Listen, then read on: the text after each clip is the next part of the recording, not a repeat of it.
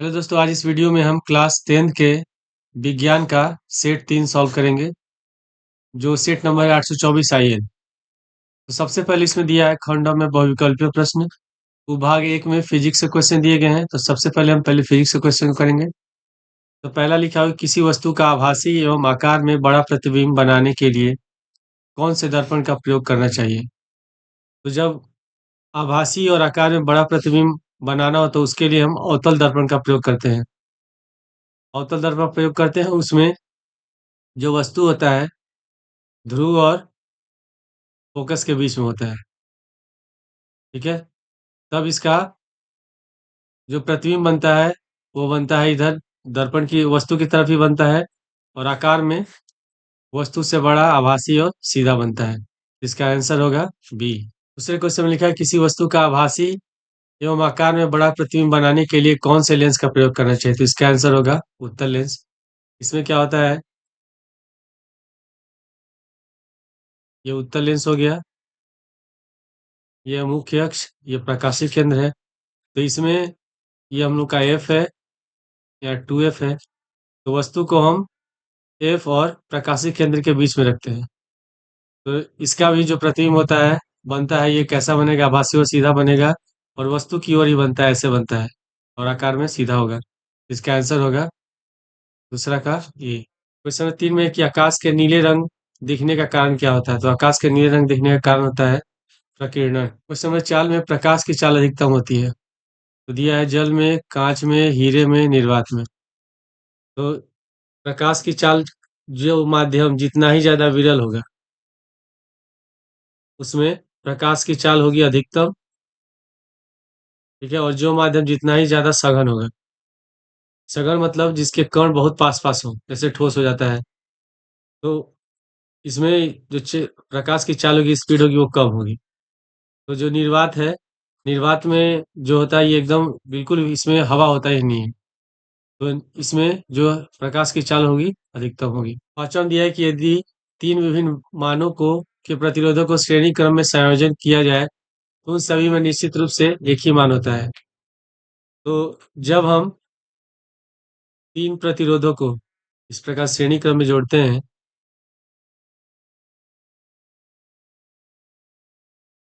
ये हो गया बैटरी का विभवांतर। तो इसमें जो विभवांतर होते हैं अलग अलग होते हैं। ये हो जाएगा V1, पहले में मान लेते हैं ये R1 प्रतिरोध है, ये R2 प्रतिरोध है, ये R3 प्रतिरोध है। तो इसमें विभवांतर V1 होगा, इसमें V2 होगा, और इसमें V3 होगा।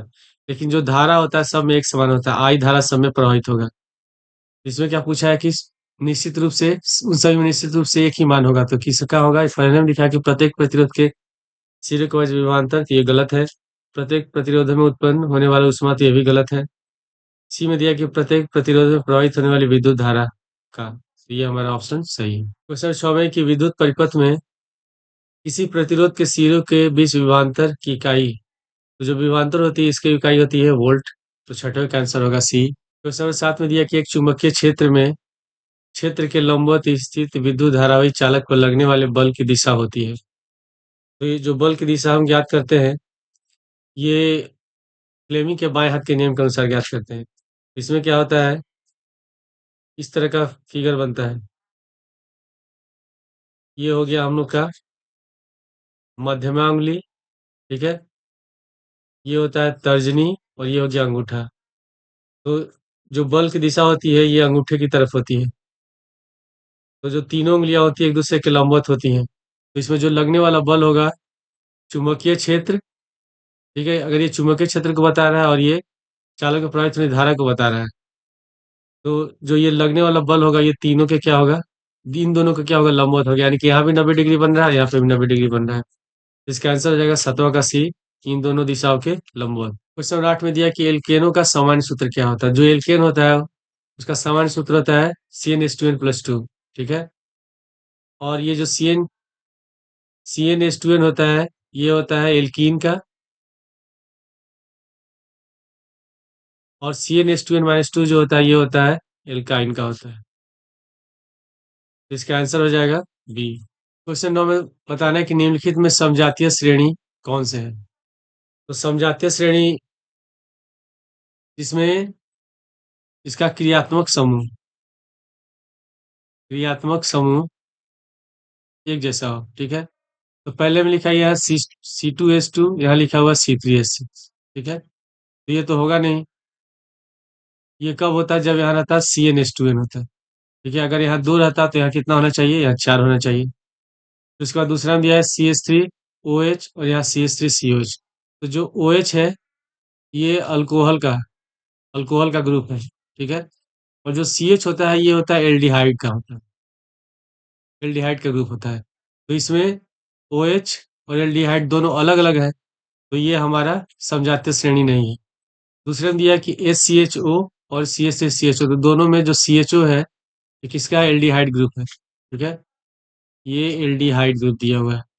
तो जब एल्डिहाइड ग्रुप है तो ये क्या हो जाएगा? समझाती होगा। लेकिन इसमें कौन कौन सा आंसर दिया है? इसमें दो दो ऑप्शन दिया है, ए का पहला और तीसरे में दिया है OH है, यहाँ CH3 है, ठीक है। तो ये भी समझाती नहीं है। इसमें ऑप्शन गलत दिया है, तो इस नौवे का आंसर होगा तीसरा। क्वेश्चन 10 में है कि निम्नलिखित में कौन से धातु ठंडे जल के साथ हाइड्रोजन गैस बनाता है? तो ठंडे जल के साथ जो हाइड्रोजन गैस बनाता है वो धातु होती है पोटेशियम। ये अत्यधिक क्रियाशील धातु होती है। क्वेश्चन नंबर 11 में है शून्य पीएच वाला विलयन क्या होता है? तो जो पीएच स्केल होता है उसमें जो जीरो होता है ये होता है उदासीन। तो सॉरी, जो सात होता है, सात में होता है उदासीन होता है। सात से अधिकतम हम जाते हैं तो विलियन हो जाता है, क्षारीय होता जाता है। और जब हम सात से कम में जाते हैं तो कैसा होता है? अम्लीय होता है। तो शून्य पीएच वाला विलियन कैसा हो जाएगा? ये हो जाएगा अम्लीय, ठीक है। जैसे जैसे हम सात से नीचे आते जाएंगे जो विलेन होगी उसकी अम्लता बढ़ती जाएगी, और सात से ऊपर जाएंगे तो इसकी क्षारीयता बढ़ती जाएगी। तो इसका आंसर हो जाएगा 11 का ये। क्वेश्चन नंबर 12 में दिया है कि सूर्य के प्रकाश एवं पर्णहरिम की उपस्थिति में कार्बन डाइऑक्साइड और H2O के संयोजन से निम्नलिखित में कौन सा यौगिक बनता है? तो जब पौधे सूर्य के प्रकाश की उपस्थिति में और क्लोरोफिल पर्णहरिम की उपस्थिति में कार्बन डाइऑक्साइड और जल के साथ संयोजन करते हैं तो ग्लूकोज बनाते हैं। तो 12वें का आंसर होगा ए। क्वेश्चन 13 में दिया कि निम्नलिखित रासायनिक समीकरण को पूर्ण करके निम्नलिखित में कौन सा यौगिक प्रयुक्त होगा? यहाँ लिखा हुआ सोडियम एसीटेट CH3COONA। और ये कैल्शियम ऑक्साइड की उपस्थिति में जब अभिक्रिया कराई जाती है तो मीथेन बनता है और ये सोडियम कार्बोनेट बनता है। तो इसमें जो अभिकारक होगा वो होगा हम लोग का सोडियम हाइड्रोक्साइड NaOH। बस इसके बाद है विभाग 3। विभाग 2 भी खत्म हो गया जिसमें था केमिस्ट्री का क्वेश्चन, ठीक है। अब इसके बाद हम लोग विभाग 3 में बायो के क्वेश्चन को करेंगे। तो लिखा है कि पौधे में फ्लोएम का कार्य क्या होता है? तो पौधों में जो फ्लोएम का कार्य होता है वो होता है खाद्य पदार्थों का स्थानांतरण। और जो जाइलम होता है वो जल व खनिज पदार्थों का संवहन करता है। तो 14 का आंसर होगा सी। क्वेश्चन 15 में है कि मनुष्यों में पाचन की शुरुआत किस अंग से होती है? तो सबसे पहले पाचन की शुरुआत हमारे मुख से होती है। जैसे अभी हम भोजन को मुंह में डालते हैं तो हम क्या करते हैं? उसको अच्छे से चबाते हैं, और चबाने से जो लार होता है वो मुंह उस भोजन के साथ मिक्स हो जाता है, और वो उसी समय भोजन की पाचन की शुरुआत हो जाती है। इसका आंसर हो जाएगा 15 का ए। क्वेश्चन में 16 में दिया कि निम्नलिखित में कौन सा एक पादप हार्मोन है? तो इसमें पादप हार्मोन है तो ये होगा जिब्रेलिन। जो जिब्रेलिन होता है ये पौधों में वृद्धि हार्मोन होता है। ये एक तरह का वृद्धि हार्मोन है। इसका आंसर होगा 16 का बी। क्वेश्चन नंबर 17 है कि वृद्धि हार्मोन स्रावित होता है? तो वृद्धि हार्मोन स्रावित होता है पिट्यूटरी ग्रंथि से। क्वेश्चन नंबर 18 है कि निम्नलिखित में कौन सा परागकोश के अंदर बनता है? तो जो परागकोश होता है, परागकोश के अंदर क्या बनता है? पराग कण बनते हैं। तो 18 का आंसर हो गया बी। क्वेश्चन नंबर 19 है कि पुष्प का जनन अंग क्या है? इसमें पुष्प का जो जनन होता है वो होगा आंसर सी, जायांग। क्वेश्चन नंबर 20 में है कि वायुमंडल की ओजोन परत पृथ्वी को बचाती है। तो जो ओजोन परत होती है उसमें ओजोन गैस पाया जाता है जिसका फॉर्मूला होता है O3। ये हमको अल्ट्रा वायलेट रेज पराबैंगनी किरणों से हमारी रक्षा करती है। तो बी इसका आंसर होगा बी। इसके बाद एक खंड व वर्णनात्मक प्रश्न भाग 1 में है, फिजिक्स का क्वेश्चन दिया गया है। सबसे पहला क्वेश्चन दिया कि एक मोटर बाइक पर पीछे से आ रहे किसी अन्य वाहन को देखने के लिए 4 मीटर वक्रता त्रिज्या वाले एक उत्तल दर्पण लगा है। बाइक के पीछे आ रहे एक वाहन जिसकी दूरी मोटर बाइक से इसी समय 8 मीटर है, तो गणना करके बताइए कि उसका प्रतिबिंब दर्पण में कितनी दूरी पर और कहाँ बनेगा। तो इसमें जो दर्पण है वो कैसा उत्तल दर्पण है, और उत्तल दर्पण की वक्रता त्रिज्या या फोकस दूरी हमेशा प्लस में होता है। तो वक्रता त्रिज्या को सूचित कर हम लोग कैपिटल आर से, और ये दिया हुआ है 4 मीटर। तो हम निकाल लेंगे फोकस दूरी। फोकस दूरी एफ बराबर होता है r/2। तो हम लिखेंगे 4/2, 2 से 4 कट गया 2 बार में, तो फोकस दूरी निकल गया 2 मीटर। इसमें लिखा है कि एक वाहन जिसकी दूरी बाइक से किसी समय 8 मीटर, यानी कि वस्तु की दूरी हो गया। तो जो वस्तु की दूरी होती है इसको हमेशा हम सूचित करते हैं यू से, और ये हमेशा किस में होता है, माइनस में होगा, तो -8 मीटर हो गया। हमको निकालना है प्रतिबिंब की स्थिति, प्रतिबिंब दूरी निकालना है, और प्रतिबिंब दूरी को हम सूचित करते हैं भी से। तो इसमें दर्पण सूत्र से क्या होता है, 1/f बराबर 1/v प्लस 1/u। तो फोकस दूरी दिया है हम लोग का 2, तो यहाँ हो जाएगा 1/2 बराबर 1/v प्लस यू दिए हो जाएगा -1/8। यह हो जाएगा प्लस माइनस माइनस, तो 1/2 बराबर 1/v -1/8, -1/8 8 को ले जाते हैं दाएं साइड, तो 1/2 प्लस 1/8 बराबर 1/v। दोनों कैल्शियम ले लेंगे, दोनों कैल्शियम हो गया 8, तो 2 × 4 = 4 प्लस 1 बराबर 1/v। दोनों को जोड़ेंगे, 4 × 1 = 5/8 बराबर 1/v। तो v बराबर हो जाएगा 8/5, तो भाग देंगे, 5 × 1 = 5 और 5 × 6 = 30। v बराबर निकल गया 1.6 मीटर। तो v जब प्लस में है, इसका मतलब जो प्रतिबिंब बनेगा वो कहाँ बनेगा, प्रतिबिंब दर्पण के पीछे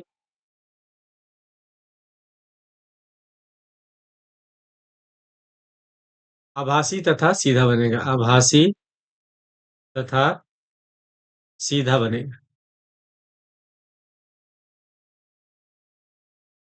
उस समय 22 है कि निकट दृष्टि दोष से पीड़ित एक व्यक्ति अधिक से अधिक 80 मीटर की दूरी तक ही देख सकता है।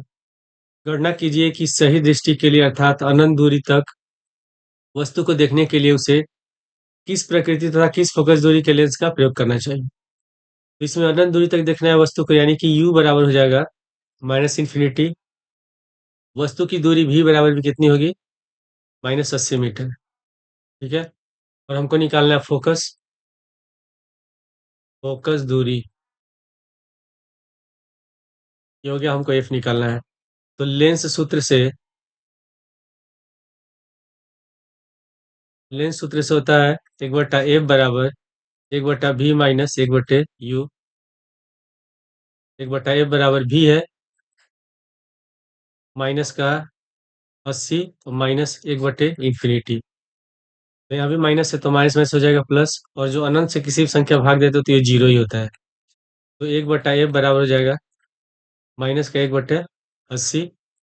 तो जब f का मान निकालेंगे तो f बराबर हो जाएगा -80 मीटर। ठीक है, तो फोकस दूरी निकल गया -80 मीटर। जब फोकस माइनस में होता है तो इसका मतलब जो लेंस है, लेंस कैसा है, अवतल लेंस है। ठीक है, लेंस अवतल है। जैसे पूछा है कि अनंत दूरी तक वस्तु को देखने के लिए उसे किस प्रकृति तथा किस फोकस दूरी का अवतल लेंस का प्रयोग करना पड़ेगा। तो उसे उसे अवतल लेंस का प्रयोग करना पड़ेगा, और फोकस दूरी कितनी होगी, -80 मीटर। उस समय 23 में कि फ्लेमिंग के बाएं हाथ का नियम क्या है, चुंबकीय क्षेत्र में रखे विद्युत धारावाही चालक पर लगने वाला बल किन किन कारकों पर निर्भर करता है। उत्तर में है कि फ्लेमिंग के बाएं हाथ का नियम है। इस नियम के अनुसार यदि हम अपने बाएं हाथ की उंगलियों को इस प्रकार फैलाएं कि अंगूठा, तर्जनी तथा मध्यमा तीनों एक दूसरे के लंबवत हों, यदि तर्जनी तर्जनी उंगली चुंबकीय क्षेत्र की दिशा को तथा मध्यमा उंगली विद्युत धारा की दिशा को प्रदर्शित करे, तो अंगूठा चालक पर लगने वाले बल की दिशा को बताएगा। ठीक है, ये हो गया फ्लेमिंग के बाएं हाथ का नियम। और जो निम्नलिखित कारकों पर निर्भर करता है, पहला कारक है चुंबकीय क्षेत्र की तीव्रता पर। चुंबकीय क्षेत्र की तीव्रता जितनी अधिक होगी, चालक पर लगने वाला बल उतना ही अधिक होगा। उसके बाद दूसरा कारक है विद्युत धारा। चालक में प्रवाहित विद्युत धारा का मान जितना अधिक होगा, चालक पर लगने वाला बल उतना ही अधिक होगा। ठीक है, इसके बाद तीसरा है चालक की लंबाई। चालक की लंबाई जितनी अधिक होती है होगी, चालक पर लगने वाला बल उतना ही अधिक होगा। इसके बाद एक क्वेश्चन चौथा जो कारक है उसमें लिखा है कि धारावाही चालक तथा चुंबकीय क्षेत्र की दिशा के बीच कोण। तो जब चालक में धारा तथा चुंबकीय क्षेत्र एक ही एक दूसरे के लंबवत हो, तो बल का मान अधिकतम होता है, यानी कि थीटा बराबर जब 90 होगा, तो जो लगने वाला बल होगा वो मैक्सिमम होगा, ठीक है, अधिकतम होगा। क्वेश्चन नंबर 24 में दिया कि घरेलू विद्युत परिपथ की व्यवस्था को चित्र बनाकर समझाइए। ये हम लोग का घरेलू परिपथ व्यवस्था का चित्र हो गया। ये जो तार है जो दिख रहा है, ये भू संपर्क तार है। ठीक है, भू संपर्क तार जो होता है ये सामान्यतः हरे रंग का होता है। ठीक है, ये हरे रंग का होता है। और ये हम लोग का ये विद्युत में लिखा है, मतलब जीवित तार है जो लाल रंग का होता है। ठीक है, और ये उदासीन तार है जो सामान्यतः काले रंग का होता है। तो हम क्या करते हैं, जो हम लोग का ये जो बिजली का बोर्ड होता है उसमें सामान्यतः तीन पिन होते हैं। एक एक छोटा पिन दो छोटे पिन होते हैं और एक बड़ा पिन होता है। तो जो बड़ा पिन होता है उसको हम हमेशा, जो संपर्क तार होता है, जो अर्थिंग वायर होता है, अर्थिंग तार से हम इसको हमेशा जोड़ते हैं, तीसरे वाले को। और इसमें एक जो होता है पोल से आने वाला, जो एक उदासीन तार होता है और एक जीवित तार से जोड़ा जाता है। तो हम इसमें क्या करते हैं, सबसे पहले जो विद्युत में तार है उदासीन तार, उसको हम अपने मीटर से जोड़ते हैं। मीटर से जोड़ने के बाद फिर दोनों तार मीटर से निकलते हुए आते हैं वितरण बॉक्स में, जहाँ से हम लोग सप्लाई को अपने घर में चारों ओर भेजते हैं। ठीक है, तो इसमें जो दोनों के बीच में जो हमारे घर में जो सप्लाई आता है, जिसके उसके विभवांतर होता है कितना वोल्ट है, 220 वोल्ट होता है। तो इसमें जो एक तार होता है, ये जो तार होता है इसको हम इधर से जोड़ते हैं। जो उदासीन तार है एक छोटे वाले पिन में जोड़ेंगे, और जो जीवित तार है, ठीक है, उसको हम इस वाले पिन में जोड़ते हैं। और जो बड़ा पिन होता है इसमें हम लोग अर्थिंग को जोड़ते हैं। तो अर्थिंग को जोड़ने से ये फायदा होता है कि इससे हमें बिजली, जब विद्युत उपकरण में अगर करंट आने लगे, तो ये जो करंट होता है, अतिरिक्त जो धारा होती है, उसको यह सीधे धरती में ले जाता है और हमें बिजली का झटका नहीं लगता है। तो इसमें हमको बताना है कि इसमें जो परिपथ है वो किस प्रकार कार्य करता है। तो सबसे पहले इसमें दिया है होता है जीवित तार। तो जीवित तार को फेज तार भी कहते हैं, और यह तार विद्युत धारा को घर के विभिन्न उपकरणों तक पहुंचाता है। इसका रंग सामान्यतः लाल या भूरा होता है। उसके बाद दूसरा दिया है कि भू संपर्क तार। यह तार विद्युत उपकरणों को सुरक्षित रखता है। यह तार उपकरण में प्रवाहित होने वाली अतिरिक्त विद्युत धारा को जमीन में ले जाता है, जिससे बिजली का झटका नहीं लगता है। यह तार घर के समीप गहराई में स्थित धातु के प्लेटों से जुड़ा होता है। इसका रंग प्रायः हरा होता है। और तीसरा है उदासीन तार। उदासीन तार को न्यूट्रल तार भी कहते हैं। यह तार विद्युत धारा को वापस स्रोत मीटर तक ले जाता है, और इसका रंग प्रायः काला होता है। इसके बाद 24 का अथवा दिया है कि दिए गए परिपथ में कुल प्रतिरोध, सेल में प्रवाहित धारा और 0.8 ओम प्रतिरोध के सिरों के विभवांतर ज्ञात कीजिए। तो इसमें तीन प्रतिरोध दिए गए, पहले लिख लेते हैं। माना R1 बराबर 2 ओम, R2 बराबर 6 ओम, और R3 बराबर दिया है 0.8 ओम, और विभवांतर दिया है 12 वोल्ट। तो V बराबर दिया है 12 वोल्ट। तो इसमें 6 ओम और 2 ओम के जो प्रतिरोध हैं ये किस क्रम में जुड़े हैं, ये समांतर क्रम में जुड़े हुए हैं। तो पहले हम इनका तुल्य प्रतिरोध निकाल लेते हैं। तो हम लिखेंगे कि R1 तथा R2 समांतर क्रम में जुड़े हैं। तो तुल्य प्रतिरोध को हम मान लेते हैं R डैश। तो 1/R डैश बराबर हो जाएगा 1/R1 प्लस 1/R2। तो 1/R डैश बराबर R1 है हम लोग का 2 और R2 है 6, तो 1/6, 1/2 प्लस 1/6, 1/R डैश बराबर दो और छः कैल्शियम लेंगे, छः हो जाएगा, दो तीन छः, तीन प्लस एक, एक बटे आर डैश बराबर चार बटे छः। तो आर डैश बराबर हो जाएगा छः बटे चार। तो दो से चार कट गया दो बार में, छः कट जाएगा तीन बार में। तो आर डैश बराबर निकल गया तीन बटे दो, भाग देंगे तो हो जाएगा एक दशमलव पाँच ओम। तो हम निकालेंगे इसमें परिपथ का कुल प्रतिरोध। परिपथ का कुल प्रतिरोध, मान लेते हैं परिपथ का कुल प्रतिरोध आर है, तो आर बराबर क्या हो जाएगा, ये दोनों प्रतिरोध तो श्रेणी क्रम में है, समांतर क्रम में है, तो ये श्रेणी क्रम में है। तो इसका जो तुल्य प्रतिरोध निकला है वो हम लोग का है आर डैश और प्लस आर थ्री। तो आर डैश है हम लोग का 1.5 और आर थ्री है 0.8। दोनों को जोड़ेंगे तो हो जाएगा 2.3 ओम। ठीक है। इसके बाद फिर हमको क्या निकालना है इसमें, सेल में प्रवाहित धारा। तो धारा आई बराबर होता है भी बटे आर। ठीक है। तो इसमें भी हम लोग का कितना दिया हुआ है, भी है 12। ठीक है। और जो धारा है ये दिया हुआ है, धारा हमको निकालना है, जो आर है ये हम लोग का 2.3। तो अगर दशमलव हटाए तो बटे में 10 होगा, ये 10 ऊपर चला जाएगा तो हो जाएगा 120/23। ठीक है। तो भाग देंगे, तो भाग देने पर हम लोग का आएगा लगभग, भाग देने पर हम लोग का लगभग आएगा 5.21 एम्पियर। ठीक है। इसके बाद फिर हमको निकालना है 0.8 ओम प्रतिरोध में विभवांतर का मान। तो लोग जानते हैं कि विभवांतर का मान निकालना है, तो भी बराबर होता है आई आर थ्री, लिख देंगे आई, भी बराबर आई आर होता है। तो आई हम लोग का है 5.21 और आर थ्री है 0.8। जब इसको गुणा करेंगे तो गुणा करने पाएगा हम लोग का 4.168। इसको लिख सकते हैं 4.17 वोल्ट। ठीक है। इसके बाद बाकी के क्वेश्चन को हम लोग अगले वीडियो में सॉल्व करेंगे।